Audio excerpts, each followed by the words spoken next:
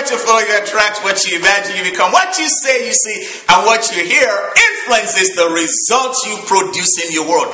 It is what you hear that influences the results you produce in your world. That's why Jesus said, be careful how you hear, because it will influence the results you produce in your world. And you know what, guys? When you look at that election results, that's basically what happened. The Romney camp made a set of assumptions. The Obama camp made another set of assumptions. What were these assumptions? I'm going to tell you what these assumptions are. Political scientists tell us that since about the time Reagan won his presidency, the percentage of white voters has been reducing by about 2 to 3% during every presidential election.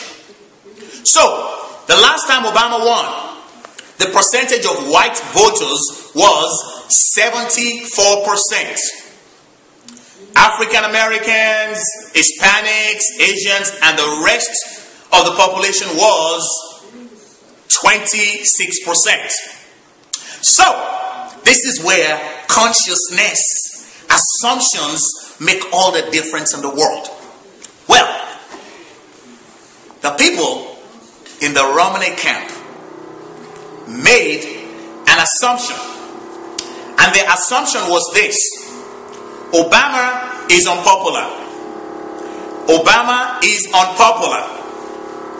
The unemployment rate is 7.9, very high.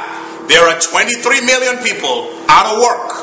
And the advantage Obama had during his election, during his campaign against John McCain, when he opted out of the federal contribution, which gave him the opportunity and the ability to spend a whole lot more money than John McCain could spend, he did not have it this time, because it actually looked like the Republicans raised more money.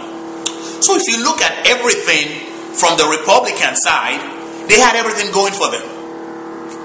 So, how did the Obama camp win?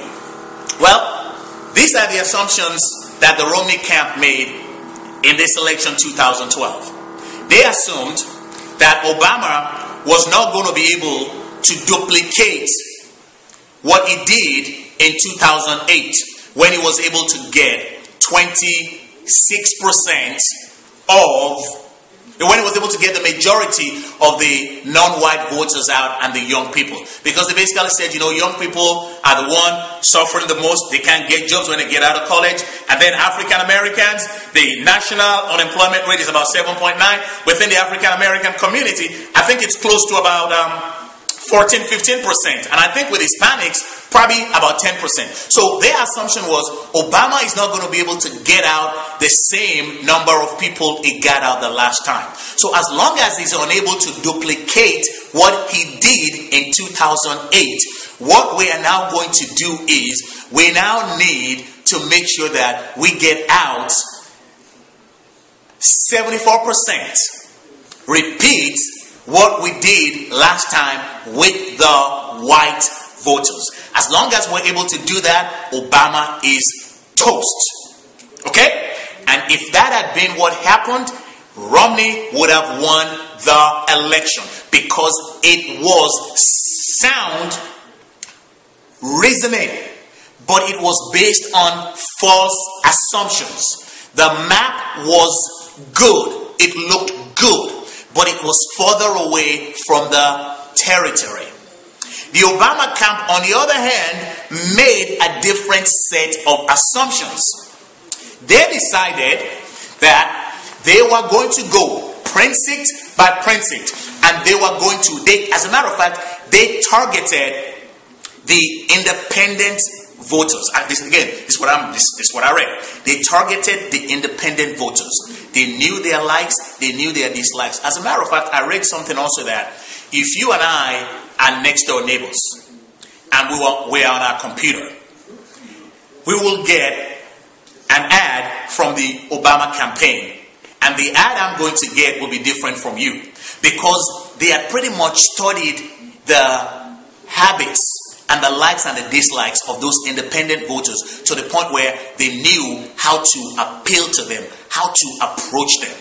And based on that work, based on that analysis, based on that assumption, they figured out that the electorate in 2012 was not going to look like 2008. They actually figured out that the electorate in 2012 was going to be made up of about 72% whites and 28% non-whites. So all of their analysis, all of their reasonings was based on that. And when election day came, guess what? The Obama camp was right in their assumptions. The electorate was made of 72% whites, 28% non-whites. And based on that, because they made their assumption based on that, and they canvassed based on that, they won the election. You see, again, it goes back to consciousness. What are you conscious of? What are you aware of? How clearly do you see reality? The clearer you see reality, the better the results you are going to produce in your world. As a matter of fact, I was listening to an interview with David Axelrod. That's one of Obama's advisors. And the interviewer was asking him, say, Mr. Axelrod, so when you guys went into this confident that you were going to win, what did you base it on? And when did you realize on election night that you were going to win? David Axelrod said, you know what? We have all these young guys who do all of this analysis, all of this analytics, and they brought all these reams of papers and documents to me. And he said, as the results started coming in, we realized that everything they had assumed, they had analyzed, was falling in place. And right about 8:15 that evening, we knew we were going to win the election because our assumptions were falling in place. And guess what? On the Romney camp, it was the completely opposite. When the results started coming in, they couldn't believe what was going on. They did, as a matter of fact, they did not believe. They said, I read that Miss Romney, when they were going to concede, said to herself, I cannot believe we are conceding. That's what she said. She said, I cannot believe we are conceding, because they knew they had it in the bag. And when you look at Romney's concession speech, you could tell that it was like, what happened? You know, why is this important to you and I? Now, forget the elections. It's over now. We've done all the analysis. Now, I want to talk to you about why this is important to you. And then this is telling me how much time I got now. Okay, guess what, guys? We're going to pick this up during the next sessions, because I want to show you, I want to help you apply these same principles to your life so that you will be able to get the results you need to get. Because you see, when I analyzed my life as a result of these past few weeks, I realized that's one of the biggest problems I've had. My assumptions have not been always right, even though I had everything else in place.